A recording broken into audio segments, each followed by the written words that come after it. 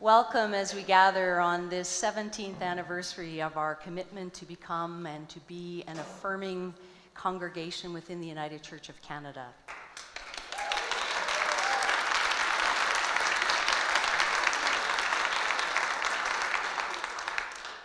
As we gather today, we celebrate our commitment to affirm and celebrate and value diversity, inclusion, and loving acceptance. As we gather in this circle, we also acknowledge with respect the history, the spirituality, the culture of the people with whom Treaty 8 and Treaty 6 were signed and the territory within which our church resides, and our responsibility as well as treaty members.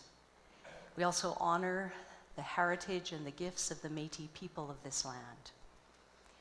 We gather in this circle, we gather on this land as family, and we sing ourselves into community as we find our way here with one another.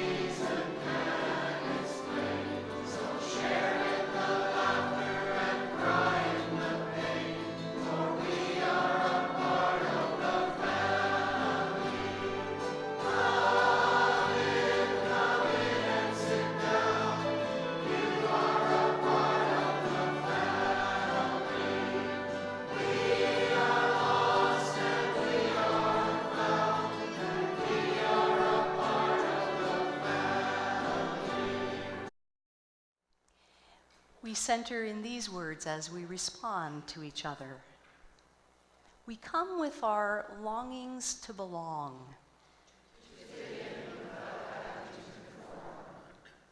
to be ourselves without being isolated, to belong without losing our identity, to belong in families given or chosen that accept us, communities that respect us and believe in us. belong to a larger story, to a life that matters and makes a difference.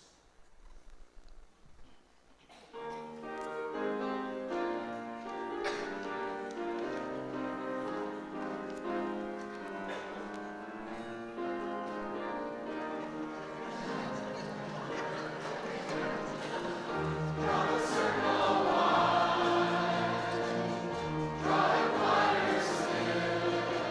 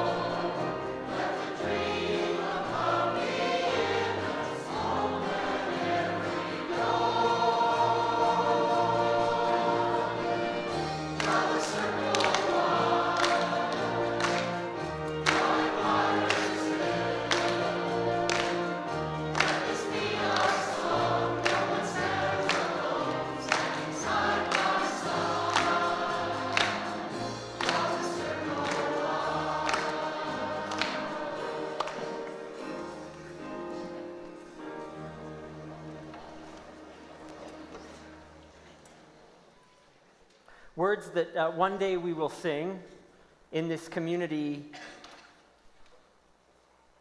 go something like this. We're never afraid to say welcome. We're stronger together than alone. We're colorful. We're beautiful, just as we are. That's how we let the love of our hearts be known. When we light this candle, as we do every day, we light it to celebrate that we come to this place of spirit. This place resides within us, around us. It resides in this gathering when we come together, and it resides wherever we are, this place of spirit.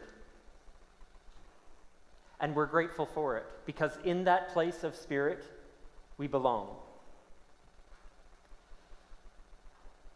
It's in the lives of those past and present.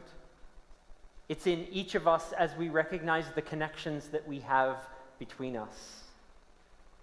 And so we're grateful for the light that reminds us of that place, of this place. We're grateful for the light that reminds us of all that is sacred and meaningful. And so we gather in the glow of that light today, as in every day.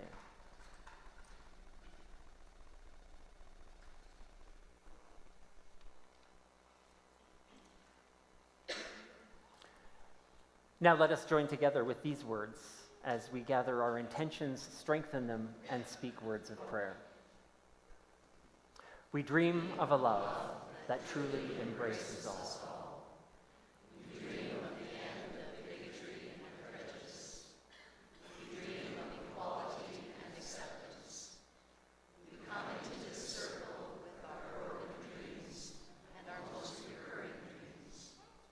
We celebrate the ways our deepest dreams have come true. We come to affirm the ways in which our world has become less segregated and more inclusive. We come to lament the ways in which we still wound and violate one another. We come to remember those who live in constant danger because of hatred and cruelty. We come into this circle to strengthen the muscle of our love, to work for the world of our dreams.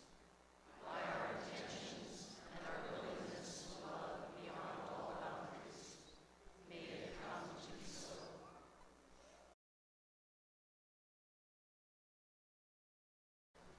Today is a special day for our church because we get to celebrate that all people are valuable. And we get to celebrate that when we come to this place, we are all welcome. Whether we've been here a long time or we've only been here a few times, we're all welcome. So I have a story. And then I want to see if you think maybe you think this story's true. This is called Giraffes Can't Dance. It's by Gilles André and Guy Parker Rees. And there's some pictures on the wall and in my hands. Gerald was a tall giraffe whose neck was long and slim, but his knees were awfully crooked and his legs were rather thin.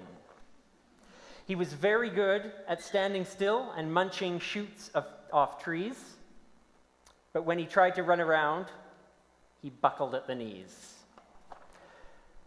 Now, every year in Africa, they hold the jungle dance, where every single animal turns up to skip and prance. And this year when the day arrived, poor Gerald felt so sad, because when it came to dancing, he was really very bad. The warthogs started waltzing, the rhinos rock and rolled, the lions danced a tango that was elegant and bold. The chimps all did a cha-cha with a very Latin feel, and 8 baboons then teamed up for a splendid Scottish reel. Gerald swallowed bravely as he walked toward the floor, but the lions saw him coming, and they soon began to roar. "Hey, look at clumsy Gerald," the animals all sneered. "Giraffes can't dance, you silly fool." "Oh, Gerald, you're so weird." Well, Gerald simply froze up. He was rooted to the spot. "They're right," he thought. "I'm useless. Oh, I feel like such a clot." So he crept off from the dance floor and he started to walk home. He'd never felt so sad before, so sad and so alone.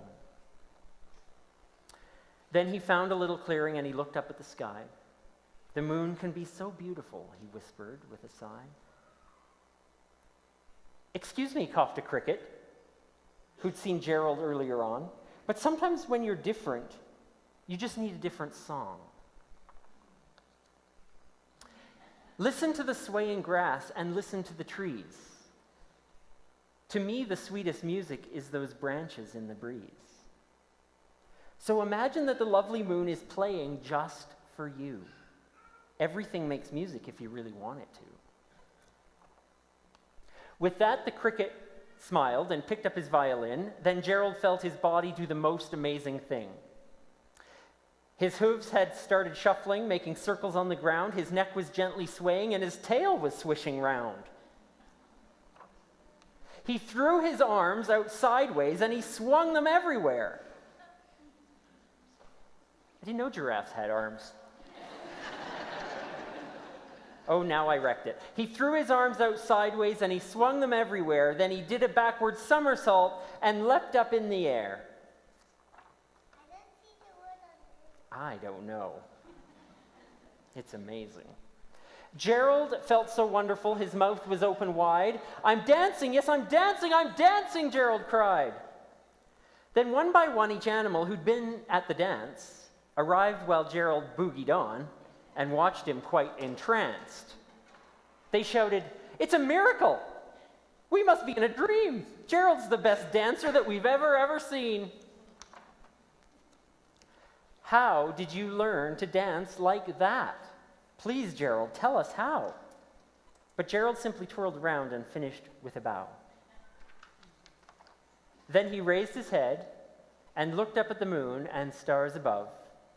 "We all can dance," he said, "when we find music that we love." That's the end of the story.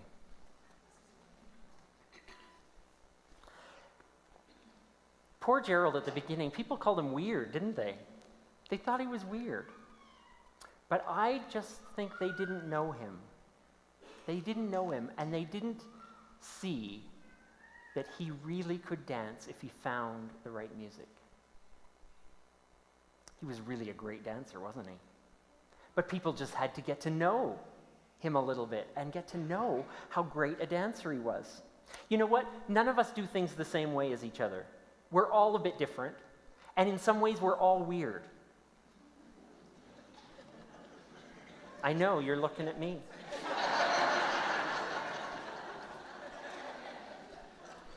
But we can all be part of something amazing. We can all be part of all of the dance. We can all be part of everyone when we get to know each other, when we open ourselves to each other, and when we welcome each other. That's the amazing thing about this book. It teaches us that we can all dance, and we can all be part of the group with each other. In September 2010, Dan Salvage and his partner, Terry Miller, created a YouTube video to inspire hope for LGBTQ youth who are facing harassment. This was done in response to a number of students taking their lives as a result of having been bullied in school. That launched the It Gets Better project, which has become a worldwide movement inspiring more than 50,000 videos to be created by individuals, activists, celebrities, organizations, officers of the RCMP, employees of various corporations, and individuals of all ages and stages. Those videos have been viewed more than 50 million times. This is one of those that we're going to watch this morning. It is a video of employees from the Lilly Corporation, a pharmaceutical incorporation that is based in the Midwest of the United States. And here's several employees sharing their stories about how life has gotten better for them.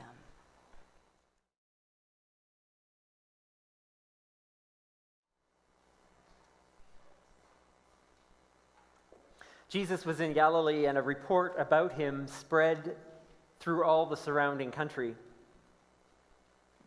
He began to teach in synagogues and was praised by everyone.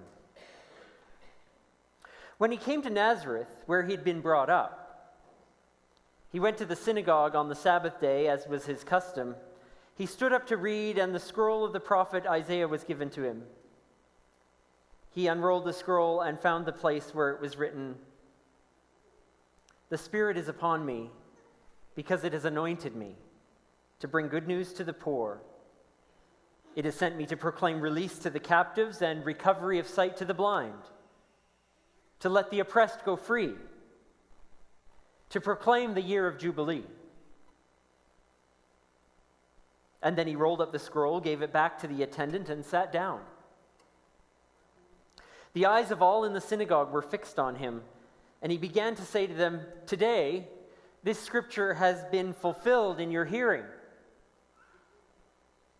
All spoke well of him and were amazed at the gracious words that came from his mouth. And they said, "Is this not Joseph's son?" He said to them, "Doubtless you will quote to me this proverb, 'Doctor, cure yourself.' And you will say, 'Do here also in your hometown the things you've heard done in Capernaum.' And he said, 'Truly I tell you, no prophet is accepted in the prophet's hometown.' But the truth is, there were many widows in Israel in the time of Elijah, when the heaven was shut up for 3 years and 6 months, and there was a severe famine all over the land. Yet Elijah was sent to none of them except to a widow of Zarephath in Sidon. There were also many lepers in Israel in the time of the prophet Elisha, and none of them was cleansed except Naaman the Syrian." When they heard this, all in the synagogue were filled with rage.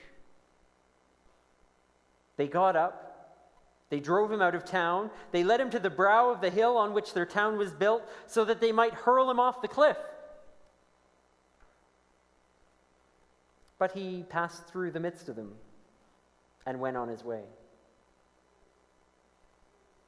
This is a story from the Jesus tradition late in the first century. May we find wisdom for our living.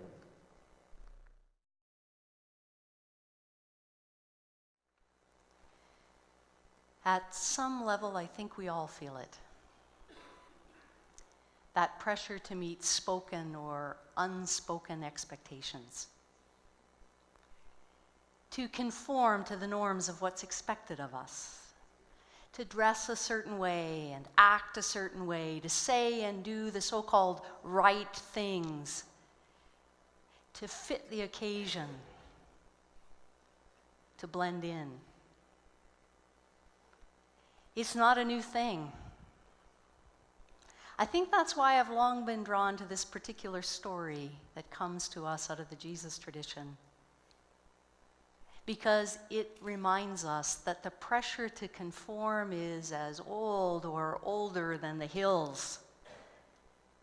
And whether you're a 21st century employee of a pharmaceutical company, like those from the Lilly Corporation we heard a few moments ago, or you're a high school student, a retiree, a new parent, a young professional, an experienced worker at the peak of your career, whether you're single or you're partnered, whether you're young or you're old, whatever your gender, sexual orientation or gender identity, whatever your race or your religion, we all experience this sometimes subtle and often overt pressure to conform. And we see it played out in the world of this first century story. There was deep pride in the pews that day the hometown boy turned up. Word was getting around about their homegrown, self-styled prophet. And they were bursting their buttons with pride when he got up to read from the scriptures of his people. Just listen to Mary's boy. Doesn't he read well? That son of Joseph is sure making a name for himself all around the Galilee. And when he sat down, every eye was on him. And he could have just bathed in the glow of their admiration and pride. But he didn't. He blew it. He burst their bubble when he refused to conform to their expectations of who he was and what he was about. In the world of the story, he refused to silently accept their expectations. And instead, he announced that he hadn't come to put them on the map. He'd come for those others, the ones who weren't benefiting, the ones who were being left out, the ones who were being left behind, the ones who weren't in the pews that day or any day because they were so painfully aware of their rejection, of being different because of being poor or being slaves, or because they were imprisoned within themselves or within the systems of their society. He hadn't come to those who were comforted by their religious beliefs or practices. He'd come for those who were oppressed by their religion and by their religious leaders and by their puppet king and by the empire that he served. He had come to embrace the ones that they had excluded, or the ones they hadn't thought to include. He'd come for the ones who weren't welcome in the synagogue, weren't welcome in their homes, weren't welcome at their tables. He'd come to those who had to leave home, or didn't have a place to call home, or couldn't go home, or surely wouldn't be made to feel at home here in the synagogue in Nazareth. And when they heard what he had to say, they were enraged. Now look here, Joseph's boy, watch your mouth. Don't let your mama hear you talking like that. And we watched that admiring crowd become a gang of bullies. In record time, they swing from their superficial support to become a gang of thugs that try to throw him out of town. And it was his refusal to accept the divisions and the boundaries and the lines in the sand that made them turn on him. It was his refusal to endorse the religious norms and the cultural conventions. It was his rejection of the rules of conformity and his commitment to inclusion that got him expelled. He refused to accept the status quo. He refused to acquiesce to injustice, to be silent and complicit, to not rock the boat. And in the world of the stories we have, his commitment to radical inclusion led him to being rejected by his own community and likely by some members of his family. It not only got him kicked out of town, it was one of the things that got him killed, because he refused to live within the segregated lines that both the empire and his faith tradition had drawn. And he insisted on eating with tax collectors and sinners. He touched lepers, he talked to women, he treated Samaritans, the heretics of his people. He treated them with dignity and respect. He made them the hero of stories he told.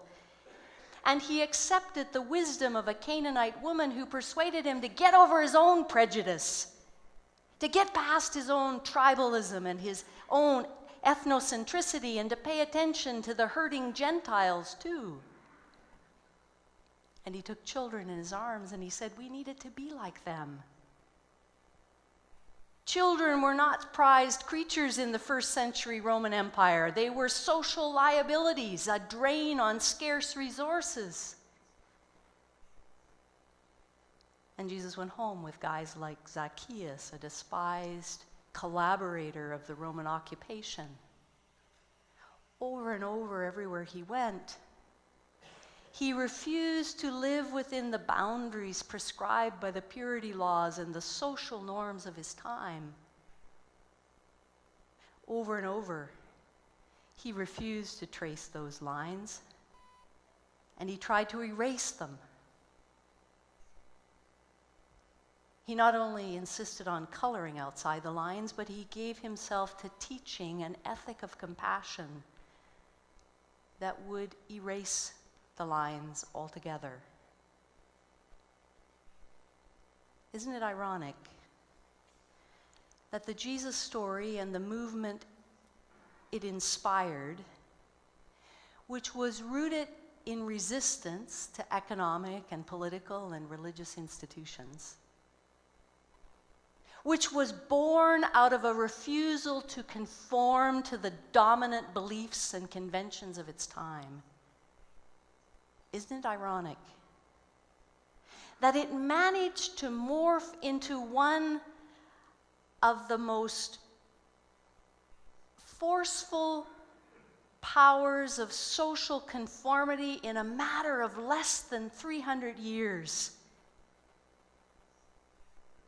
To have a history of trying and hanging heretics, manipulating and threatening and killing and crusading against nonconformists.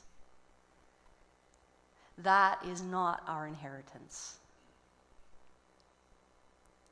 The decision this community made in 1999 to become an affirming ministry is in many ways a decision to reclaim the very roots of the Jesus story and the roots of a Jesus-inspired movement. To become an affirming community is not about taking a vote. It's not about making a special welcome, regardless of sexual orientation or gender identity. It's about living in ever-widening circles of radical hospitality.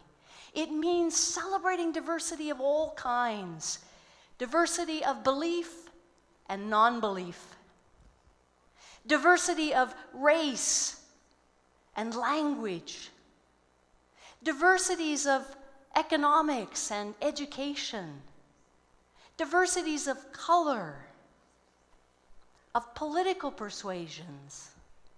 You name it, the list is endless, isn't it? It's a commitment to embracing the unconventional,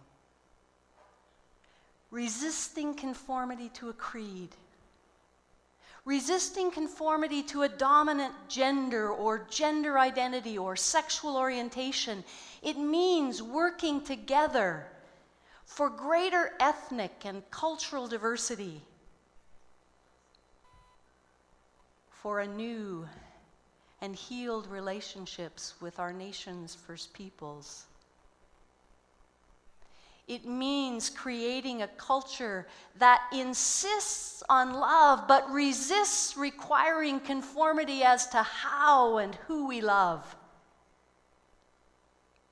It means creating a culture that insists on seeking justice but resists the temptation to simply shame and blame and exclude. And it means making our spiritual community a safe home for each of us to be freely and honestly who we are. If we're truly to live as we have learned in Jesus of Nazareth, we're here to be an alternative. To be an alternative to the dominant culture of our empire, to be a beloved community of radical inclusivity. Radical hospitality isn't optional. It's our vocation, our raison d'etre. It's our vocation just as it was his. The kind of radical hospitality that invites each of us to color inside and outside the lines to create something of great beauty together.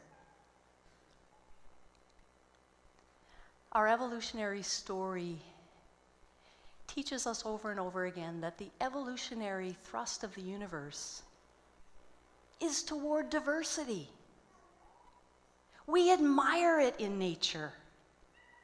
We celebrate that there isn't just one way to be a tree, one way to be a flower, one way to be a rock.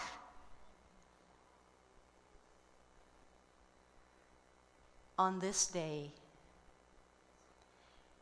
may we boldly recommit ourselves to celebrate and embrace the many, many, many ways to be human.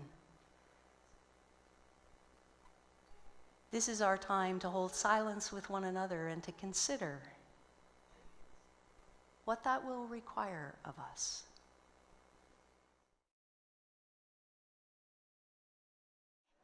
Until then, we go with each other in the light of great love. We go with the light that is within us, between us, beyond us, and among us. Together and unafraid, we go.